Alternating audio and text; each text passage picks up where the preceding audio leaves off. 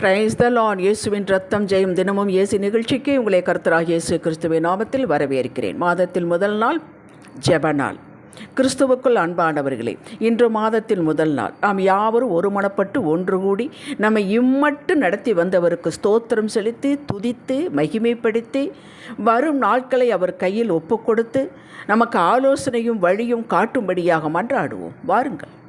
கர்த்தர் நல்லவர், அவர் கிருபை என்றும் உள்ளது. நமக்கு என்று ஒரு தகுதி இருக்குமானால், ஒரு மேன்மை இருக்குமானால், அது நம் கர்த்தரை துதித்தலும் கீர்த்தனம் பண்ணுகிறது. இதுவே இன்பமும் மேன்மையுமா. இதன் லாபத்தை கனத்தை அருமையை அறிந்த தாவீது சொல்கிறான். சங்கீதம் 136 இதில் 26 வசனங்கள் உண்டு. ஒவ்வொரு வசனமும் நாம் ஏன் அவரை துதிக்க வேண்டும் என்று பட்டியலிட்டு காட்டுகிறது.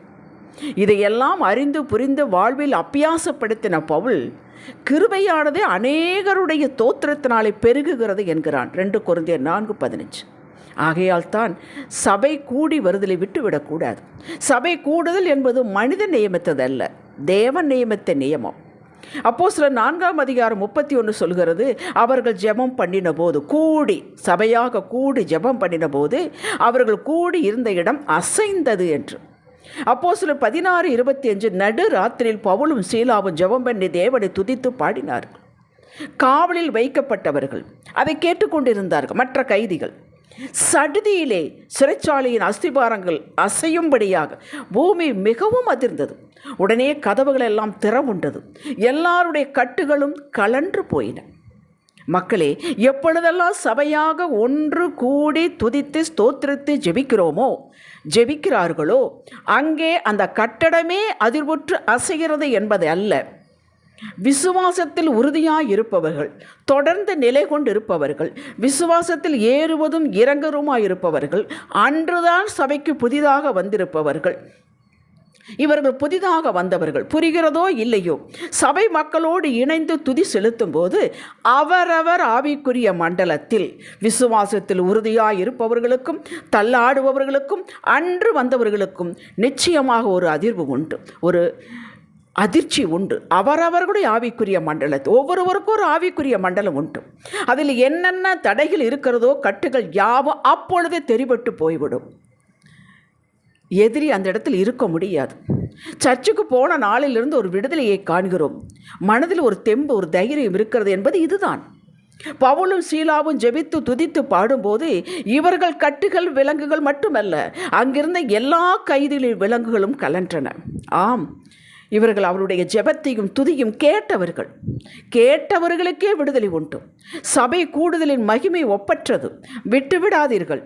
போய்கொண்டேதான் இருக்கிறோம், ஒரு வித்தியாசம் தெரியவில்லை என்றாலும் தொடர்ந்து செல்லுங்கள்.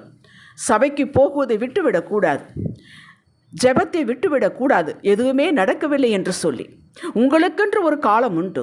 அந்த நேரம் வந்தவுடன் சகலம் நேர்த்தியாக நடக்கும். நீங்கள் எப்போதும் ஒரு நேரத்தை தேர்ந்தெடுத்து, ஒரு இடத்தை தேர்ந்தெடுத்து அமர்ந்து செபியுங்கள், துதியுங்கள், ஸ்தோத்திரியுங்கள், விட்டுவிடாதீர்கள். ஆபகுக்கு 2:3 சொல்வது போல, குறித்த காலத்துக்கு தரிசனம் இன்னும் வைக்கப்பட்டிருக்கிறது, முடிவிலே அது விளங்கும். அது பொய் சொல்லாது. அது தாமதித்தாலும் அதற்கு காத்திரு. அது நிச்சயமாய் வரும், அது தாமதிப்பதில்லை. இதை சொன்னது மனித வாய் அல்ல, சகலத்தையும் தன் வார்த்தையினால் படைத்தனுடைய வாய் இதை சொல்லிற்று. தரிசனம் என்பது அவர் உங்களுக்கு கொடுத்த வாக்கு. இந்த வாக்கு நிறைவேற்றுவதிலேயே கர்த்தர் கண்ணும் கருத்துமாக இருக்கிறார். இதற்கு எந்த தடையும் மேற்கொள்ள முடியாது. அவர் செய்ய நினைத்தது செய்தே ஆகும். அது தடுக்க எவராலும் முடியாது. எல்லாவற்றையும் விளக்குவார். அதே சமயத்தில் நம்மையும் அந்த தரிசனத்தை அடைந்து நிலைத்து வாழ்வதற்கு உருவாக்கி கொண்டிருக்கிறார். ஆம், நாம் தடையாக இருக்கக்கூடாதே. அந்த குறித்த நேரம் வந்ததும் யாருடைய ரெக்கமெண்டேஷன் தேவையில்லை. இறங்கி கிரியை செய்கிறார். அதை சொன்னேன், அதை நிறைவேற்றுவேன், அதை திட்டம் படினேன், அதை செய்து முடிப்பேன் என்கிறார். ஏசாயா 46:11. தினமும் அவர் நியமித்து கொடுத்தபடி அதிகாலையில் அவரை தேடுவது, வேதத்தை முறையாக வாசிப்பது, பயந்து கீழ்ப்படிந்து நடப்பது, இதைத்தான் நாம் தொடர்ந்து செய்து வர வேண்டும். ஒரு நாள் விட்டுவிடக்கூடாது. சாப்பிடாமல் இருக்கலாம், குளிக்காமல் இருக்கலாம், வேலைகள் மற்ற செய்யாமல் இருக்கலாம், இது செய்யாமல் இருக்கக்கூடாது. எப்போ ஆண்டவரே, எப்பொழுது ஆண்டவரே, எப்படி ஆண்டவரே, இந்த கேள்விகள் எல்லாம் நாம் அவரோடு இணைந்து இன்னும் நெருக்கமாக வரும்போது மறைந்து போய்விடும். வாருங்கள், நமது மன்றாட்டை அவர் முன் வைப்போம். ஹல்லேலூயா. தகப்பனே, ஜீவனுள்ள தேவனே, சர்வலோகத்துக்கும் ஆண்டவரே, யெகோவா தேவனே, முதலில் உலகம் சமாதானம் அடையட்டும். எந்த நாட்டில் எந்த பிரச்சனை இருந்தாலும் அது உலக மக்களை பாதிக்கிறது, தனிப்பட்ட ஒரு நபரின் வாழ்வை பாதிக்கிறது. எங்கும் பாதிப்பில்லாமல் எல்லாருக்கும் எல்லாம் கிடைக்கட்டும் சுவாமி. எல்லா நாடுகளும் ஒற்றுமையாக இருக்கட்டும். சண்டை என்பதே வேண்டாம். நீர் யுத்தத்தை முறிக்கிற தேவன் ஆண்டவரே. பூமியின் கடையாந்திருந்து நீங்கள் யுத்தத்தை முறிக்கிற தேவன் அல்லவா? யுத்தத்தை நிறுத்துவீராக சுவாமி. இனிமேல் உலகத்தில் யுத்தம் வேண்டாம் ஆண்டவரே. இந்த பாதிப்பையெல்லாம் சரி பண்ணுவீராக ராஜா. கூப்பிடுகிற காக்கை குஞ்சுக்கும் ஆகாரம் கொடுக்கிறவர் அல்லவா? மிருக ஜீவன்களை காப்பாற்றுகிறவர் அல்லவா? நாங்கள் எல்லாம் ஒன்று சேர்ந்து கேட்கிறோம். உலகத்திற்கிற அத்தனை மக்களை காப்பாற்றுவீராக. திருச்சபையை பாதுகாப்பீராகும். உலகத்திற்கு திருச்சபைகள் ஆவியில் அனலடையட்டும். திருச்சபைகள் எழும்பு முழங்காலில் நின்று ஜெபிக்கட்டும் கர்த்தாவே. உலக சமாதானத்திற்காக ஜெபிக்கட்டும் ஆண்டவரே. அதனை எழுப்புவீராகும். ஆவியானவர் எழுப்புவாராக ராஜா. உமக்கு ஸ்தோத்திரம்.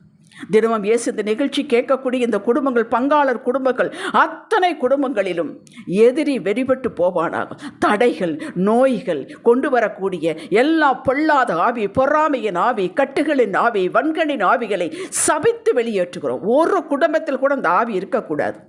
செழிப்பு உண்டாகட்டும். ஆரோக்கியம் நிரந்தரமாகட்டும். கணவன் மனைவி சமாதானம் நிலைவரப்படட்டும். பிள்ளைகள் பெற்றோருக்குள்ள உறவு நன்றாக இருக்கட்டும் சுவாமி. தோத்திரம். பிள்ளைகள் காலேஜ் போகக்கூடிய பிள்ளைகள், அடுத்த வகுப்புக்கு போகிற பிள்ளைகளுக்கு அட்மிஷனுக்கு உதவி செய்வீராகும். திருமண வயது வந்து இன்னும் திருமணம் நடக்காதவர்களுக்கு உதவி செய்யுங்கப்பா. குடும்பத்தை கட்டுங்கப்பா. கற்பங்கள் ஆசீர்வதிக்கப்படாத கற்பங்கள் ஆசீர்வதிக்கப்படட்டும் சுவாமி. பிறந்த நாள், திருமண நாள் காணும் பிள்ளைகளை ஆசீர்வதிங்க, விசேஷமாக ஆசீர்வதிங்க. இந்த மாதம் பிறந்த நாள் காணுவர்களை ஆசீர்வதிங்க. திருமண நாள் காண்பவர்களை ஆசீர்வதிங்க. புதிய வீடு வாங்க வேண்டும், வீடு கட்ட வேண்டும், வாகனம் வாங்க வேண்டும், பிஸ்னஸ் ஆரம்பிக்க வேண்டும், ப்ராஜெக்ட் ஆரம்பிக்க வேண்டும், புதிதாக தொடங்க வேண்டும் என்று நினைத்து கொண்டவர்களுக்கு ஆலோசனை தாங்க. அதை ஆரம்பித்து கொடுங்க, அதை நிறைவேற்றி கொடுங்க ஆண்டவரே. ஸ்தோத்திரம். ஒரு குடும்பத்தில் கூட கடன் என்ற சாபம் இருக்கக்கூடாது.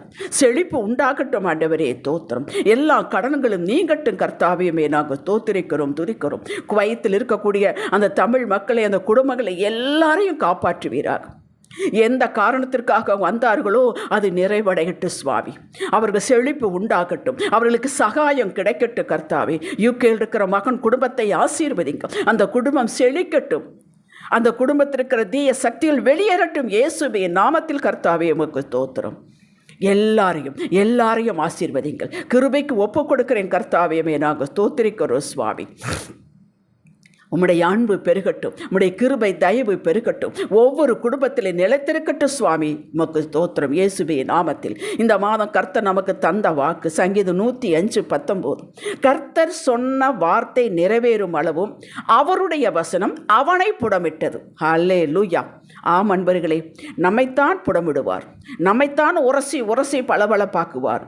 நம் எதிரியை அல்ல. யோசேப்பிற்கு அவன் பெற்ற தரிசனம் நிறைவேறும் வரை யோசேப்பைத்தான் புடமிட்டார், அவனுடைய சகோதரர்களை அல்ல. நம்மை புடமிட்டு பொன்னாக விளங்க செய்து உயர்ந்த ஸ்தானங்களில் வைத்து, யாரும் தொட முடியாத, கெடுக்க முடியாத ஸ்தானத்தில் வைத்து, இடத்தில் வைத்து நம் எதிரிகளை நம் கீழ் மடங்க பண்ணுவார்.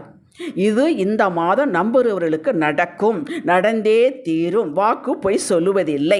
யாவரையும் தனித்தனியாக குடும்பமாக இயேசுவின் இணையற்ற நாமத்தில் வாழ்த்தி ஆசீர்வதித்து இந்த மாதம் முழுவதும் தேவ கிருபைக்கு ஒப்பு கொடுத்து நிறைவு செய்யும் கிறிஸ்துவுக்குள் அன்பின் ராஜகோகிலும். ஆமேன். ஹல்லேலூயா.